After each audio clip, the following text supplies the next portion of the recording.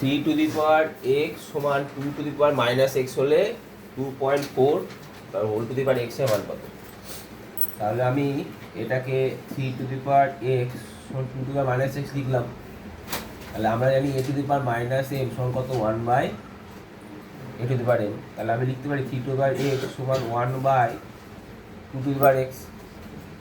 তাহলে আমি লিখতে পারি three to the power x into two to the power x কত? 1।